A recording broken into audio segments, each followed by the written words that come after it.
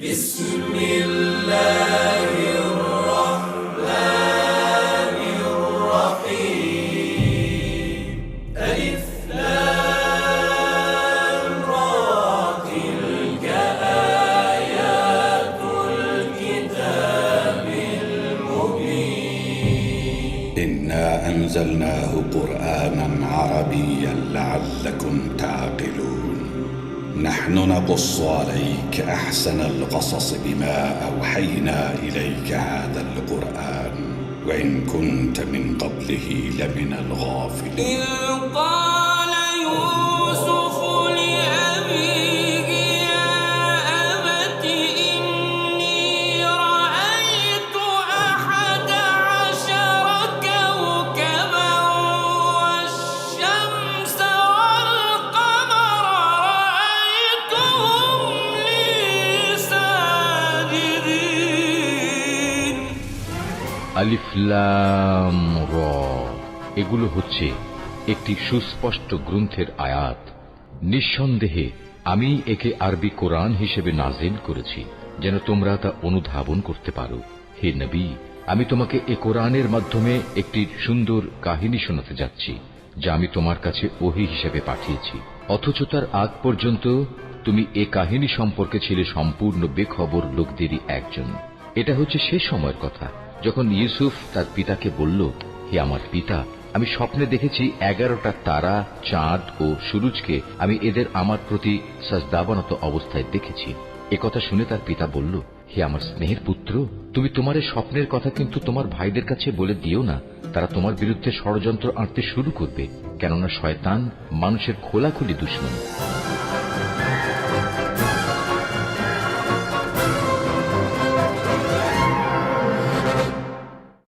ইউজারশিপ একজন ভিনদেশী, কিন্তু horn hope এই মাটিরই সন্তান।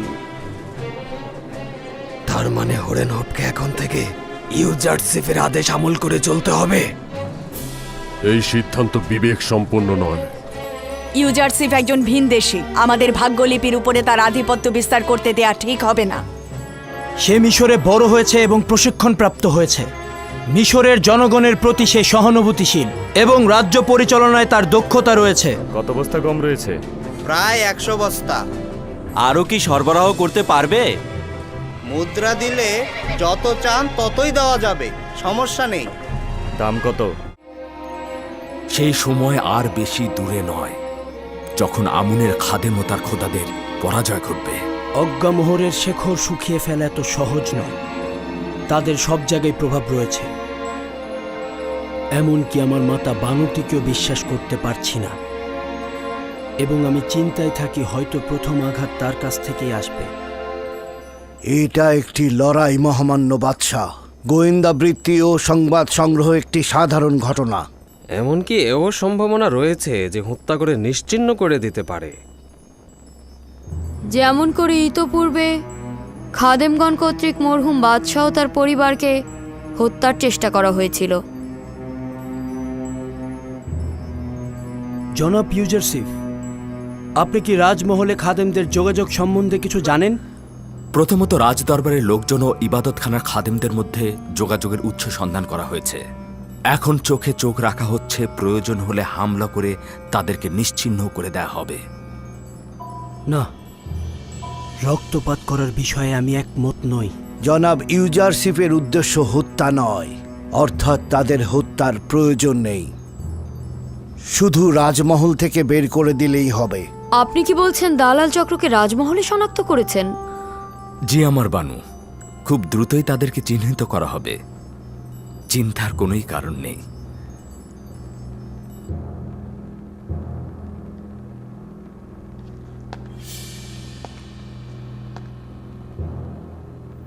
যখন সে রাজ দরবার থেকে বের হবে, নীলিফার তাকে খবর দিয়ে দেবে। তোকে আমি কোথায় পাবো? আমি সব সময় রাজ দরবারের আশেপাশেই থাকব, চোখ ঘুরালেই আমাকে দেখতে পাবেন। উপযুক্ত ফুসতে কাজটা সেরে ফেলবি, ঠিক আছে? চিন্তা করার কিছুই নেই, বাকি কাজটা আমার। ভুলে যেও না, আমরা কিন্তু একে অপরকে একদমই চিনি না। নিশ্চিন্তে থাকতে পারেন আলী জনাব।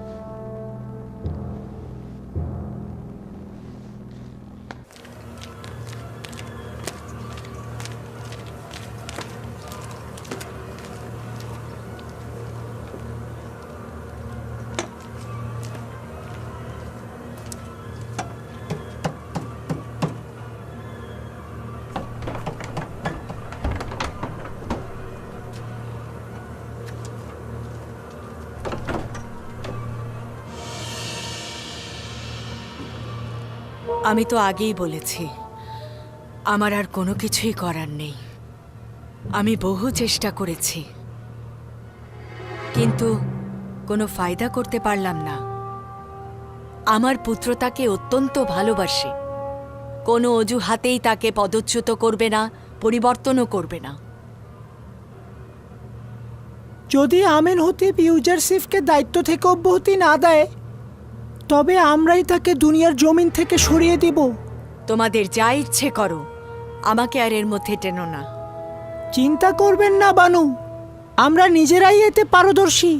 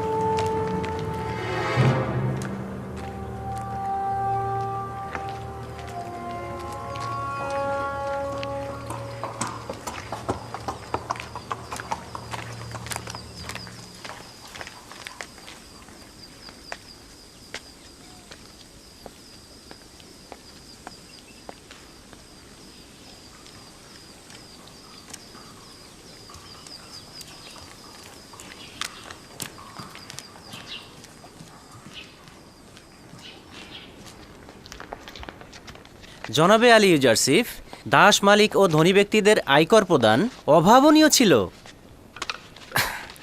এটাই তো স্বাভাবিক। যে মুনাফা খুঁজবে তার উচিত হবে আয়কর প্রদানের পুরস্কার সানন্দে গ্রহণ করা।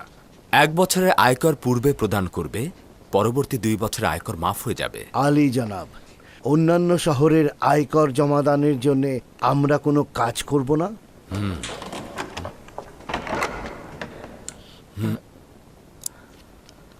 আমার উচিত জাভিরা কারাগার থেকে আগত বন্ধুদের সাহায্য নেওয়া। আগামীকাল কর্মস্থলে তাদের সঙ্গে কথা বলবো। আমি কি তাদের খবর দেব? কি হয়েছে ইরানুস? আমি একটু আগে খাদেম হাপুপিকে বানুতির সঙ্গে কথা বলতে দেখলাম, এবং রাজমহলের সামনে একজন সৈন্যর সাথেও কথা বলছিল। তারা অবশ্যই কোনো শয়তানি চিন্তা করেছে। আপনাকে নিয়ে আমি অনেক চিন্তিত জনাব।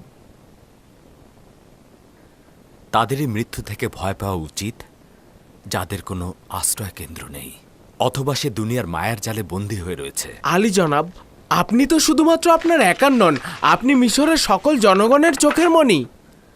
ইউসুফ কেউ নয়। খোদাতালা আমার মতো বান্দাদের পাঠাতে অক্ষম নন। যদি আমাকে না পাঠাতেন, সেই স্থানে অন্য কাউকে পাঠাতেন।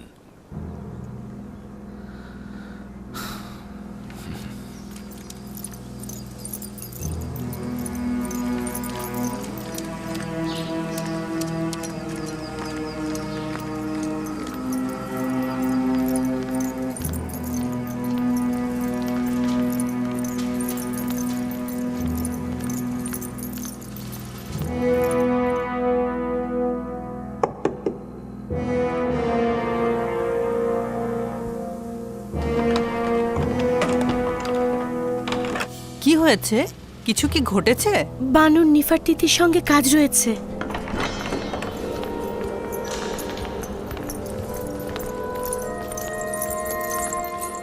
দরুদ মহামান্য বাদশাহ ও আমার খোদাবন্দ জনাব আমিন হতেব। আমি অদ্বিতীয় ও শক্তিশালী খোদার সন্ধানে রয়েছি, আর বানুর নিফারতিতি আমার মতন একজন অক্ষমকে নিজের খোদাবান হিসাবে ভূষিত করছে। আপনার বিশ্রামের ব্যাঘাত ঘটাবার জন্য আমি দুঃখিত, কিন্তু একটি গুরুত্বপূর্ণ বিষয় শুনেছি যেটা আপনাকে বলা দরকার বলে মনে করছি। শুনছি। এখনই খবর পেলাম যে ইবাদতখানার খাদেম ইউজারসিফকে হত্যা করতে যাচ্ছে। কখন? কোথায়? কিভাবে? ইউজারসিফ কোথায়? আমি এগুলো জানি না, শুধু খবর পেলাম যে তাকে হত্যা করার নীল নকশা করা হয়েছে। যে কোনো মুহূর্তে ইউজারসিফের যান বিপন্ন হতে পারে। তুমি এগুলো কোথা থেকে জানলে? বানুতির খাদেম নিজে শুনেছে। খাদেম হাপু কি আপনার আম্মাজানের সাথে গোপনে এই কথা বলেছে। ইউজারসিফকে আমার কাছে নিয়ে এসো, দ্রুত।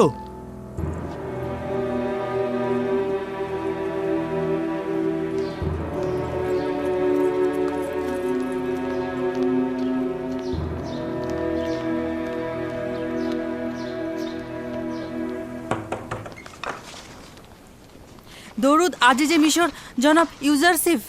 খোদামন্দের দরুদ তোমার উপরে। কি হয়েছে? অস্থির কেন? মহামান্য বাদশাহ আপনাকে জরুরি তলব করেছে, এক্ষুনি যেতে বলেছে। কিছু কি হয়েছে? তোমাকে বলেনি এত জলদি ডাকার কারণ কি? না, আমাকে কিছু বলেননি, কিন্তু ওনাকে ভীষণ অস্থির দেখলাম। শুধু বললেন আপনাকে খবর দিতে। চলো যাই।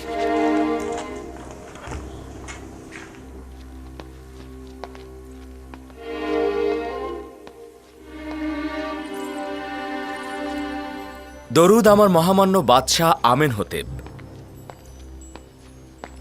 শুনলাম ইবাদতখানার খাদেম তোমার জন্য নীল নকশা এঁকেছে। এখনো এমন কিছু ঘটেনি আলী জনাব, আপনি আমাকে নিয়ে চিন্তা করবেন না। মহামান্য বাদশাহ, আমরাও কিছু বিক্ষিপ্ত কারণ শুনেছি। সেটা সত্যি খুব বিপজ্জনক এবং চিন্তার বিষয়। আজই খাদেম হাপুপিকে দেখলাম বানুতির কাছে এসেছেন এবং রাজমহলের একজন প্রহরীর সঙ্গেও কথা বলছিল। আমি বিশ্বাস করছি তারা ভয়ঙ্কর কিছু ঘটাতে যাচ্ছে। এর হাকিকত রয়েছে। কিছুক্ষণ আগে বানুতির খাদেম আমার কাছে এসেছিল। সে বলছিল যে যেহেতু এখনো পর্যন্ত আপনাকে রাষ্ট্রীয় কার্যাবলী থেকে বিরত রাখা সম্ভব হয়নি, তাই তারা হত্যার ষড়যন্ত্র করছে। একটা কথা মহামান্য বাদশাহ, কিছুদিন পূর্বে ইবাদতখানার খোয়াব বিশ্লেষণকারী যখন মারা যায়, আমার সাথে একজন শয়তান লোকের দেখা হয়েছিল। তিনি বলল যখনই সুযোগ পাবো ইউজারশিপের ক্ষতি করব। এগুলো গুরুত্বপূর্ণ নয়। আমি সেই সব কুচক্রী ষড়যন্ত্র নিয়ে মোটেও বিচলিত নই। আমি আমার কাজ নিয়ে চিন্তিত। আমি আমার সামর্থ্য এবং আমার উপরে অর্পিত দায়িত্ব এবং সন্নিকটে আসা দুর্ভিক্ষ নিয়ে আমি চিন্তিত।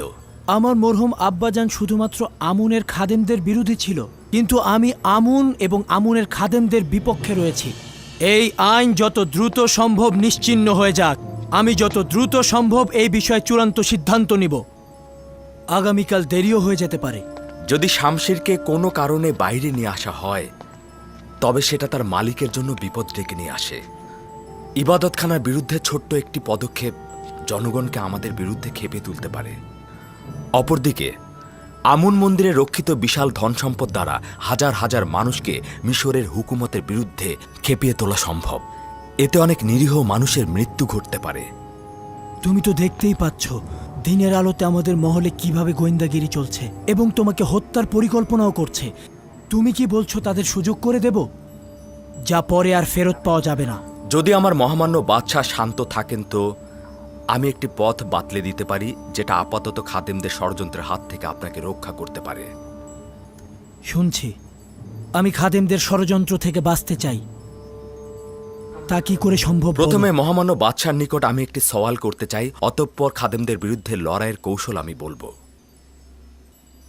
জানতে চাই আমার মহামান্য বাদশাহ কোন খোদার ইবাদতকারী। আমি আপনার খোদাকে চিনি না, তবে এতটুকু চিনেছি তিনি ইবাদতখানার খোদাদের মতন ধন সম্পদ সঞ্চয় করতে চান না এবং পয়গম্বর ইউজারসিফকে মিশরের জনগণের হেফাজত এবং নাজাতের জন্য পাঠানো হয়েছে। আপনি যেই সকল সৌন্দর্যের বিবরণ দিলেন, সেই আলোকে এখন আমি আমার মহান একাত্মবাদী খোদার দাওয়াত আপনাকে দিচ্ছি।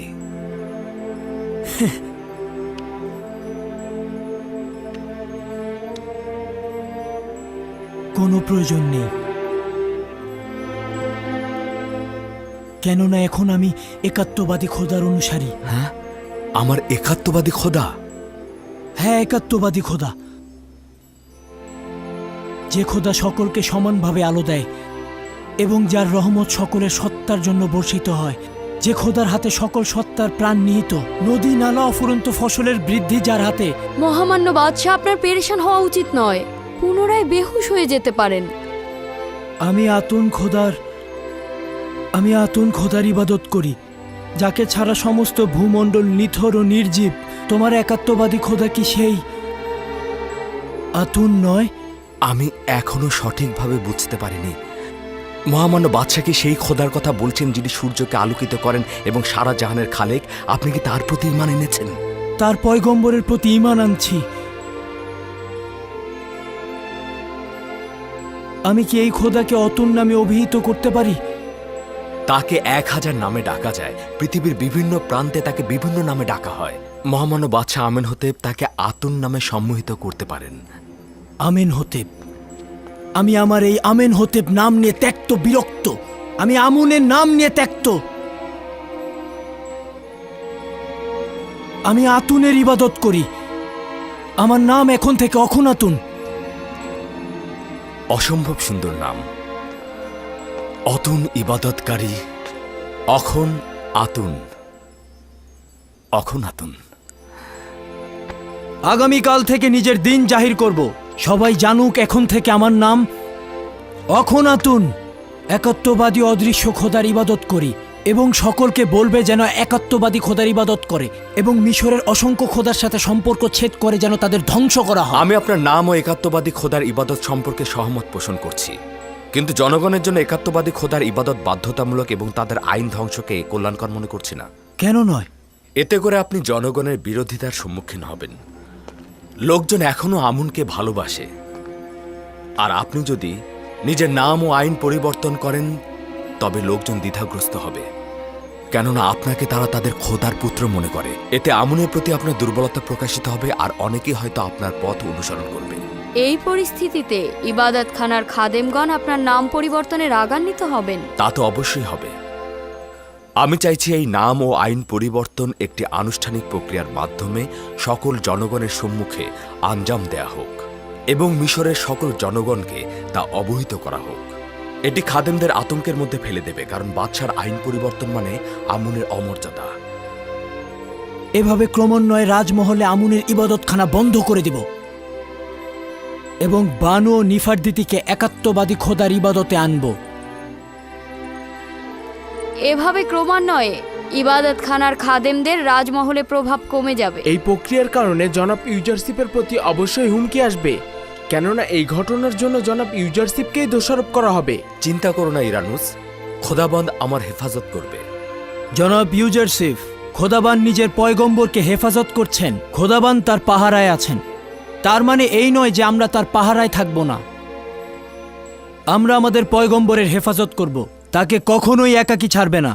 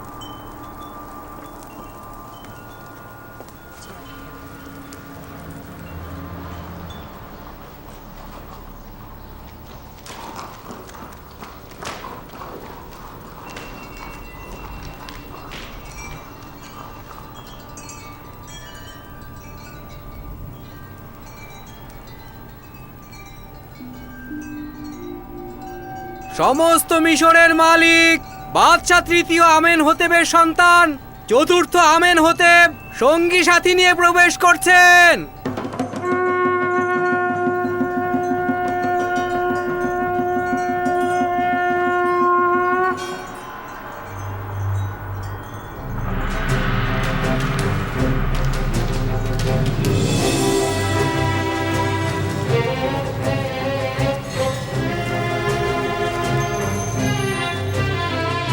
আজ বাদশার আমনকে পবিত্র করার কোনো ইচ্ছেই দেখছি না। আমন খোদাকে তো উষ্ণ পানিতে ধৌত করা হলো না। এই দিনে আমেনহোতেবের উচিত ছিল ঐতিহ্যবাহী পোশাক পরিধান করা। তার উচিত ছিল আমনের পায়ের কাছে নতজানু হওয়া। আপনাদের ফিসফিসানির কারণ জানি। কয়েকটি সওয়াল আপনাদের জেহেনে মশগুল। কোনো ঐতিহ্যবাহী পোশাক পরিধান করিনি। এখানে এসে আমি আমুনের সামনে নতজানুও হইনি, তাকে গরম পানির সেকও দেইনি। এইসব কেন করলাম না? ইউজারসিফের সাথে যেই থাকবে সেই তার রঙে রঙিন হবে। কে চিন্তা করেছিল যে একজন গোলাম এমন জায়গায় পৌঁছাবে যে দুনিয়ার সর্বশ্রেষ্ঠ সম্রাটের ভাগ্যলিপি পরিবর্তন করে দেবে?